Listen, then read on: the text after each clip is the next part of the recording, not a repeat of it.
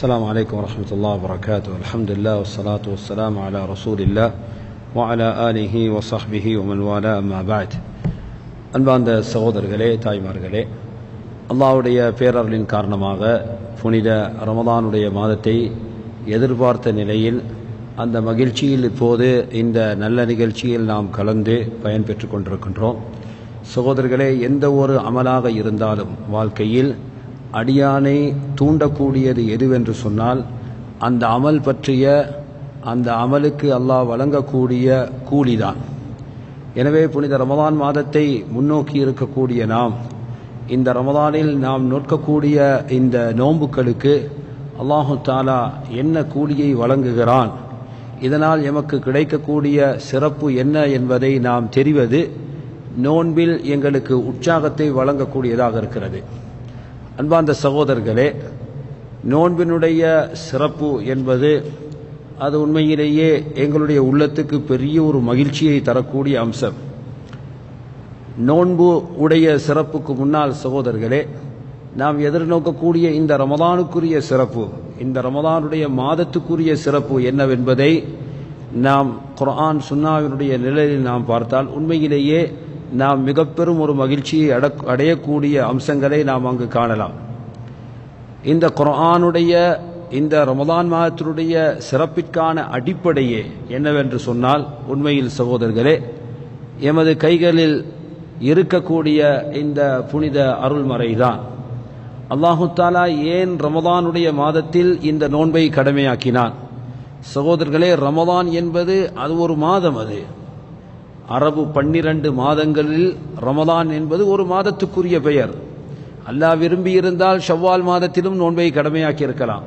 அல்லாஹ் விரும்பியிருந்தால் இந்த நோன்பு என்ற கடமையை ஷாபான் மாதத்திலும் வைத்திருக்கலாம். ஆனால் அல்லாஹ் இதற்கு தேர்வு செய்த மாதம் ரமதான். ஏன் ரமதானுடைய அரபு கணக்கில் 9வது மாதமாகிய இந்த ரமதான் மாதம் ஏன் நோன்பிற்காக தேர்வு செய்யப்பட்டது? அதனுடைய ரகசியம் என்ன? அதற்கு காரணமே இந்த குர்ஆன் தான். அல்லாஹ் குர்ஆனில் சொல்கின்றான், ஷஹ்ரு ரமதான் அல்லதி உன்ஸில ஃபீஹில் குர்ஆன். ரமதானுடைய மாதம், இந்த மாதத்தில் அல் குர்ஆன் அருளப்பட்டது என்று சொல்கின்றான். சகோதரர்களே, உலமாக்கள் இது பற்றி சொல்லியிருக்கக்கூடிய விளக்கங்களை நாம் பார்த்தால் அல்லாஹு தஆலா லஹுல் மஹ்ஃபூலில் இருந்து குர்ஆனை மொத்தமாக முதல் வானத்திற்கு இறக்கி வைத்தது இந்த ரமதானுடைய மாதத்தில்தான். ரமதானுடைய மாதத்தில் அதனுடைய 20 லைலத்துல் கத்ர் என்று சொல்லப்படக்கூடிய அந்த இரவில் தான் குர்ஆன் மொத்தமாக உலகத்தின் வானத்திற்கு இறக்கி அருளப்பட்டது. அதன் பிறகு அல்லாஹு தஆலா ஒவ்வொரு கால சூழ்நிலைக்கு ஏற்ப இந்த குர்ஆனை கொஞ்சம் கொஞ்சமாக உலகத்திற்கு இறக்கி அருளினான். இப்னு அப்பாஸ் ரலியல்லாஹு அன்ஹு அவர்கள் இந்த விளக்கத்தை தான் சொல்கிறார்கள். எனவே சகோதரர்களே, ரமதானுடைய சிறப்பிற்கு அடிப்படை இந்த குர்ஆன் என்று சொன்னால் நாம் ஒவ்வொருவருமே ரமதான் மாதத்தில் இந்த குர்ஆனுக்கு வழங்க வேண்டிய முக்கியத்துவம் என்ன என்பதை இது எங்களுக்கு தெளிவாக காட்டுகின்றது. ரமதானுடைய வருகை தந்துவிட்டால் ரமதான் வரப்போகிறதா, அல்லாஹ் எப்படி இந்த ரமதானுக்கு மகிழ்வளிக்கின்றான், இந்த ரமதானுக்கு அல்லாஹ் எப்படி சங்கை செய்கின்றான். நபி அவர்கள் சொல்கிறார்கள், இதா ஜாஅ ரமதான் ஃபுத்திஹத் அப்வாபுல் ஜன்னah, சுவன வாயில்கள் எல்லாம் திறந்து வைக்கப்படுகின்றது, நரக வாயில்கள் எல்லாம் அடைக்கப்படுகின்றது, வசுஃபிதத்திஷ் ஷயாத்தீன், ஷைத்தான்கள் விலங்கிடப்படுகின்றார்கள். சகோதரர்களே, திர்மிதியினுடைய ரிவாயத்தில நபி ஸல்லல்லாஹு அலைஹி வஸல்லம் அவர்கள் சொன்னதாக பதிவு செய்யப்பட்டிருக்கின்றது. இந்த ஹதீஸை மேலும் விளக்கி, சுவன வாயில்கள் திறக்கப்படுகின்றது, ஒரு வாயிலும் அங்கு அடைக்கப்படுவதில்லை. சில வாயில்கள் திறக்கப்பட்டு சில வாயில்கள் அடைக்கப்படுகிறது. அப்பதா இல்லை, வலம் யுக்லக் மின்ஹா பாபுன், எந்த ஒரு வாயிலும் அடைக்கப்படுவதில்லை, எல்லாமே திறந்து வைக்கப்படுகின்றது. நரகத்தினுடைய எந்த ஒரு வாயிலும் திறந்து வைக்கப்படுவதில்லை, எல்லா வாயில்களும் அடைக்கப்படுகின்றது. வயுனாதி முனாதி மினஸ் ஸமா, வானத்திலிருந்து ஒரு மலக்கு உலகத்தார்களாகிய எங்களை பார்த்து ஒரு அறைகூவல் விடுகின்றார். சகோதரர்களே, அந்த மாதத்தினுடைய ஆரம்பத்தில் நாம் அழைக்கப்பட்டு ஒரு செய்தி சொல்லப்படுகின்றோம். உண்மையிலேயே நேரடியாக இந்த செய்தி எங்களுக்கு கேட்பது கிடையாது.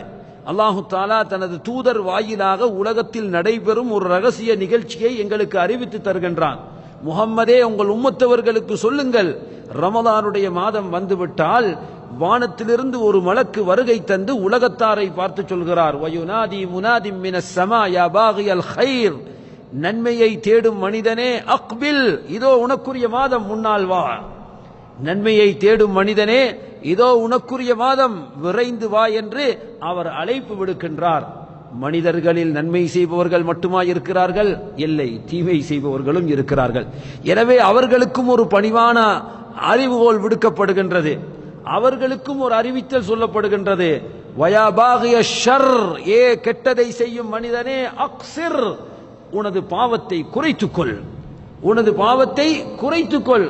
சகோதரர்களே, இதைத்தான் நாம் ரமதானில் செயலாக்கத்தில் பார்க்கின்றோம். மாஷா அல்லாஹ், ரமதான் வந்தால் எமது மக்களுடைய உள்ளத்தில் ஏற்படக்கூடிய ஆர்வங்களை பார்க்கிறோம். ஏனைய மாதங்களில் செய்யாத, ஏனைய மாதங்களில் ஈடுபடாத பல நன்மைகளின் பக்கம் விரைந்து செல்கிறார்கள். மாஷா அல்லாஹ், உம்ராவுக்காக இப்போதே நம் சகோதரர்கள் எப்போது பஸ் போகுது, எந்த நாள்ல போகுது, எத்தனை பேர் போறாங்க, இப்பவே நிறைய கேள்விகள் கேட்கப்பட்டு கொண்டிருக்கின்றது. காரணம், ரமதானுடைய உம்ராவுடைய சிறப்பை அறிந்தார்கள், எனவே போட்டி போடுகிறார்கள். சகோதரர்களே, அந்த மலக்கினுடைய அழைப்பு உலகத்தில் செயல்படுவதை நாம் பார்க்கிறோம். எனவே அல்லாஹு தாலா இந்த மலக்குமார்கள் மூலமாக விடுக்கக்கூடிய இந்த அறிவிப்பை அல்லாஹ்வுடைய தூதர் ஸல்லல்லாஹு அலைஹி வஸல்லம் அவர்கள் எங்களுக்கு விளக்கிச் சொன்னார்கள். ஆதமுடைய மக்கள் செய்யக்கூடிய எல்லா நல்லறங்களும் அது அவர்களுக்குரியது என்று அல்லாஹ் சொல்கின்றான். இல்ல ஸௌம், நோன்பை தவிர, வஅன அஜ்ஸி பிஹி, நான் அதற்கு கூலி வழங்குகிறேன். சகோதரர்களே, இந்த ஹதீஸை கொஞ்சம் சிந்தித்து பாருங்கள். இதனுடைய யதார்த்தமான கருத்தை கொஞ்சம் உள்ளே நாம் சென்று பார்த்தால், அடியார்கள் செய்யக்கூடிய எல்லா அமல்களும் அவனுக்குரியது, நோன்பை தவிர அதற்கு நானே கூலி வழங்குகிறேன். அப்படியானால் ஏனைய அமல்களுக்கு கூலி வழங்குவோம் வேற யாருமா? அடியார்களுடைய நோன்பு எனக்குரியது, நானே அதற்கு கூலி வழங்குகிறேன். ஏனைய அமல்கள் அதற்கு கூலி வழங்குவான் யார்? அதுவும் அல்லாஹ் தான். ஆனால் அல்லாஹ் நோன்பை விசேடப்படுத்தி சிறப்புப்படுத்தி சொல்கின்றான். எமது வாழ்க்கையில் நாம் பார்க்கிறோம், சில உதாரணங்களை பார்க்கிறோம். 5 பிள்ளைகள் இருக்கக்கூடிய வாப்பா சில சமயத்தில் ஒரு பிள்ளையை பார்த்து, இவன் தான் என்ற புள்ளன்னு சொல்லுவார். மாஷா அல்லாஹ், இதுதான் என்ற புள்ளன்றுவார். அப்படின்னா மற்ற பிள்ளைலாம் அவர்கிட்ட இல்லைன்னு அர்த்தம் அங்க வராது, அடுத்த பிள்ளைகளும் அவர்கிட்ட தான். ஆனால் இந்த பிள்ளை மீது அவருக்கு இருக்கக்கூடிய தனியான ஒரு மகிழ்ச்சி, அவனுடைய தனியான ஒரு முயற்சி அல்லது அவனுடைய தனியான ஒரு உயர்வு இவருக்கு பெரிய மகிழ்வை தருகின்றது.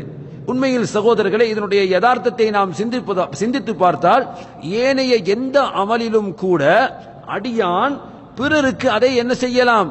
தான் இருப்பது போன்று காட்டலாம், தான் அதை செய்வது போன்று என்ன செய்யலாம்? அடியார்களுக்கு காட்டலாம்.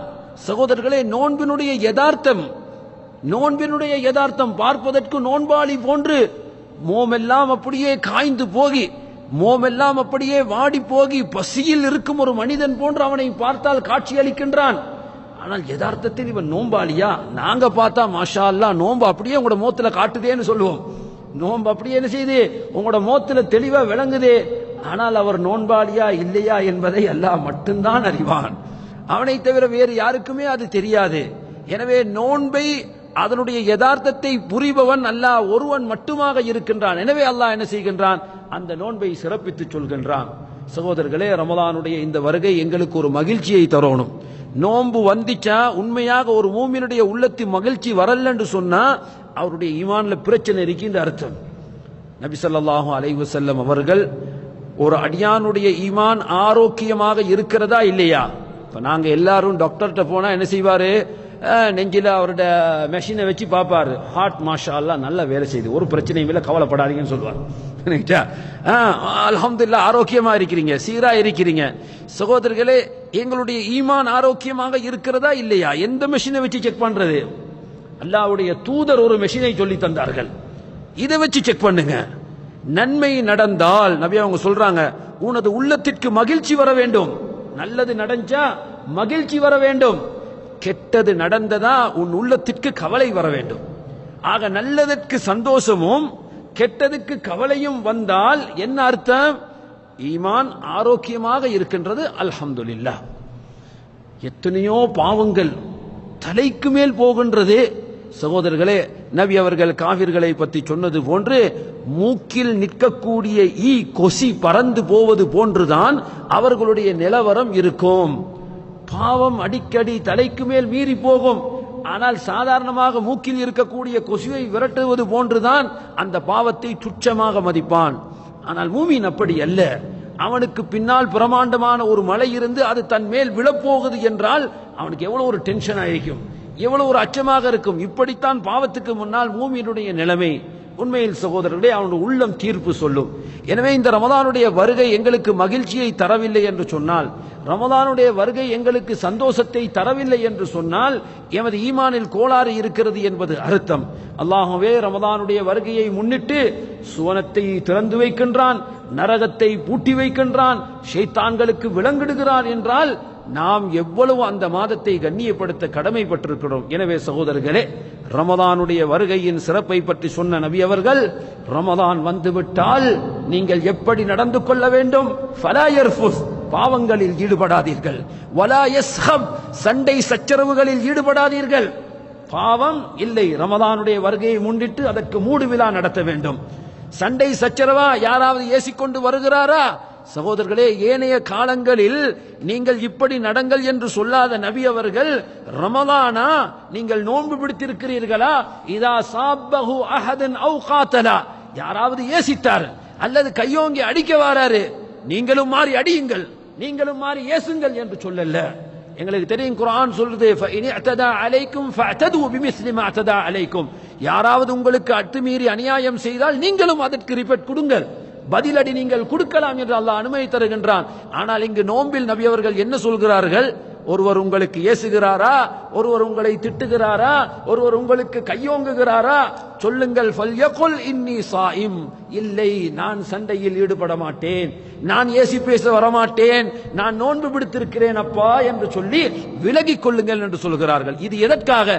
சகோதரர்களே, இந்த நோன்பினுடைய மதிப்பும் மரியாதையும் அவ்வளவு பெரியது. நோன்பை பிடித்துக் கொண்டு சாதாரணமாக சண்டை சச்சரவுகளில் நீங்கள் ஈடுபட்டுக் கொண்டிருக்கிறீர்கள் என்று சொன்னால் நீங்கள் நோன்பை மதிக்காதவர்கள், ரமதானுடைய மாதத்தை மதிக்காதவர்கள். எனவே இந்த மாதத்தை மதிப்பதும் இந்த மாதத்துக்கு மரியாதை செய்வதும் மூமின்களாகிய எங்களுடைய கடமை. அல்லாஹு தாலா இந்த மாதத்தில் நோன்பை கடமையாக்கி இருக்கிறான். மிக மகிழ்ச்சியோடு, மிக சந்தோஷத்தோடு. சகோதரர்களே, பசி வந்தால் நோன்பில், ஏனைய காலத்தில் பசி வந்தால் கவலை வரலாம், பிரச்சனை இல்லை. ஆனால் நோன்பில் பசி வந்தால் நாம் சந்தோஷப்படணும். ஏன் இந்த பசி? எனக்கு உண்ணவில்லை என்பதற்காகவா, உடுக்கவில்லை என்பதற்காகவா? இல்லை, எல்லாம் நிறைய இருக்கின்றது. ஆனால் அல்லாஹ்வுடைய கட்டளையை மதித்து மரியாதை செய்து என் பசியை நான் அடக்கிக் கொள்கிறேன் என்ற ஒரே நோக்கம்தான். எனவே நாம் மகிழ்ச்சி அடைய வேண்டும். சகோதரர்களே, ரமதானுடைய வருகையை முன்னிட்டு மகிழ்ச்சி அடையக்கூடிய மூமின்களாக அல்லாஹு தாலா எங்கள் எல்லோரையும் ஆக்கி அருள் புரிவானாக. வஆகிரு தஅவானா அனில் ஹம்துலில்லாஹி ரப்பில் ஆலமீன். வஸல்லல்லாஹு வஸல்லம் وبارك على نبينا محمد وعلى آله وصحبه أجمعين والحمد لله رب العالمين.